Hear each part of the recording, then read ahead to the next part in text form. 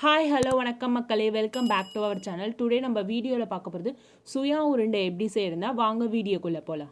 ஒரு கிளாஸ் கடலைப்பருப்பு ஊற வச்சுக்கலாம். இது 2 மணி நேரம் நல்லா ஊறணும். 2 மணி நேரம் நல்லா ஊறிடுச்சு. இப்போ கடலைப்பருப்பை வேக வச்சிடலாம். நல்லா கொதிச்சிட்ருக்கு கடலைப்பருப்பு.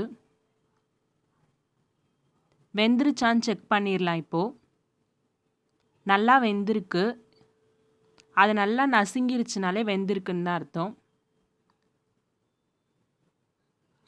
இதை தண்ணி இல்லாமல் நல்லா வடிகட்டி எடுத்துக்கலாம். தண்ணி லைட்டாக கூட இருக்கக்கூடாது. நல்லா வடிகட்டி எடுத்துருங்க.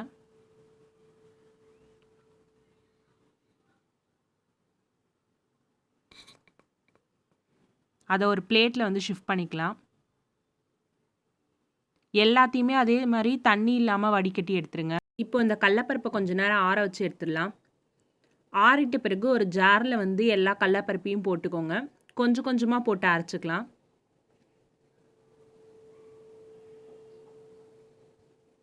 ரெண்டு ஏலக்காய் சேர்த்து இதோட அரைச்சிக்கலாம்.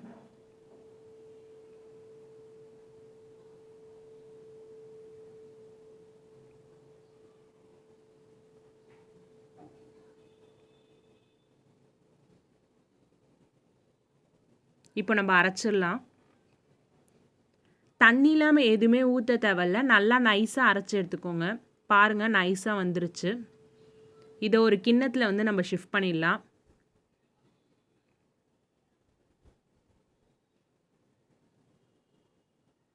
அதே மாதிரி இன்னொரு பேட்சும் அரைச்சி எடுத்துடலாம்.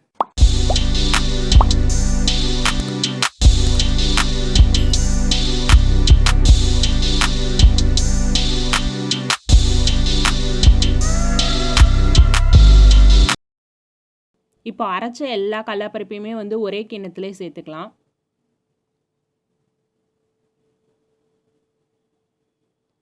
இரநூறு கிராம் கடலைப்பருப்பு எடுத்திருக்கோம். அதுக்கு வெல்லம் 150 கிராம் சேர்த்துக்கலாம். வெல்லம் நைஸாக கட் பண்ணது இதோட சேர்த்துக்கலாம். இப்போ இது எல்லாத்தையும் நல்லா மிக்ஸ் பண்ணணும். ஒன்றோட ஒன்று நல்லா மிக்ஸ் ஆகணும். இது அதனால் நல்லா பிசைஞ்சுக்கோங்க.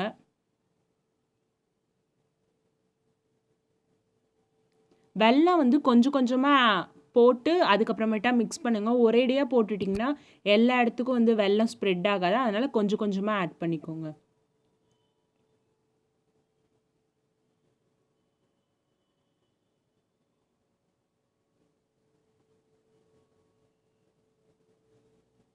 இப்போ நம்ம இதை உருண்டை பண்ணி வச்சுக்கலாம் ஒன்று ஒன்றா.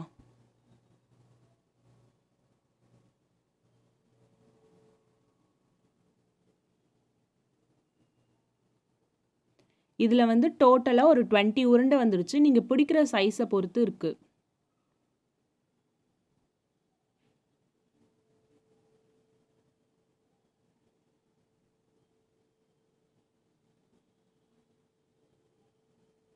அதே மாதிரி நம்ம எல்லாத்தையுமே உருண்டை பண்ணிக்கலாம்.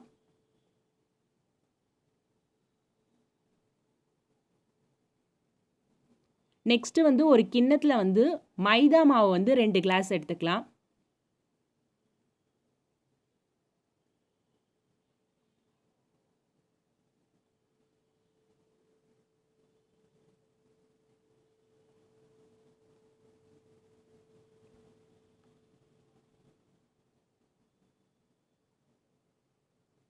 நெக்ஸ்ட்டு தேவையான அளவு உப்பு சேர்த்துக்கலாம்.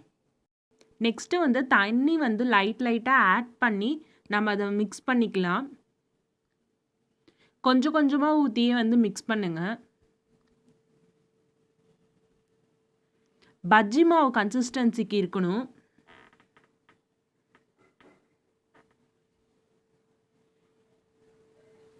அப்புறம் பபிள்ஸ்லாம் ஃபார்ம் ஆகக்கூடாது. அதனால் நல்லா பிசைஞ்சிருங்க. நிறைய தண்ணியும் ஊற்றிடாதீங்க, அப்புறம் வராது.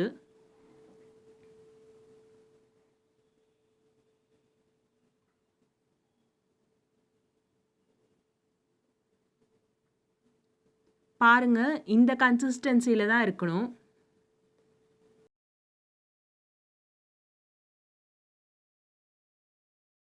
இப்போ நம்ம ஒரு வாணலில் எண்ணெய் ஊற்றி சூடு பண்ணிக்கலாம்.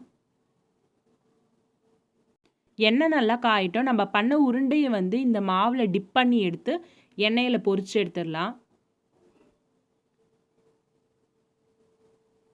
நீங்கள் இன்னும் நம்ம சேனலை சப்ஸ்கிரைப் பண்ணாமல் இருந்தீங்கன்னா மறக்காமல் சப்ஸ்கிரைப் பண்ணிவிடுங்க.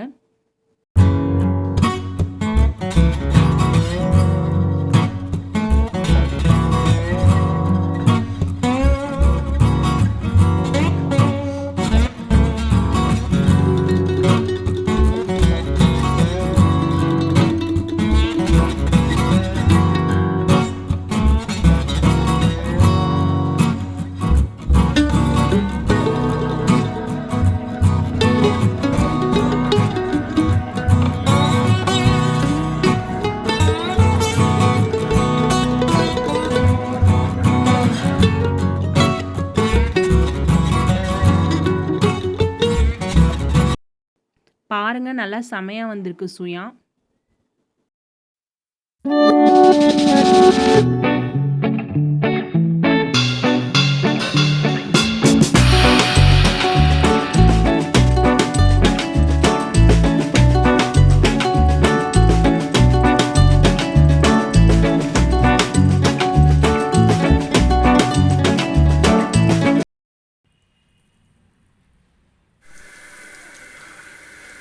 நீங்களும் இந்த ரெசிபியை ட்ரை பண்ணிவிட்டு எப்படி வந்திருக்குன்னு சொல்லிட்டு கமெண்ட் பாக்ஸில் மென்ஷன் பண்ணுங்கள். மறக்காமல் லைக் பண்ணுங்கள், ஷேர் பண்ணுங்கள், சப்ஸ்கிரைப் பண்ணிவிட்டு பக்கத்தில் இருக்க பெல் ஐக்கான் கிளிக் பண்ணி ஆல்னு கொடுத்துருங்க. அப்போ தான் நாங்கள் போடுற வீடியோஸ் உங்கள் மொபைலுக்கு நோட்டிஃபிகேஷனாக டக்குன்னு ரிசீவ் ஆகும்.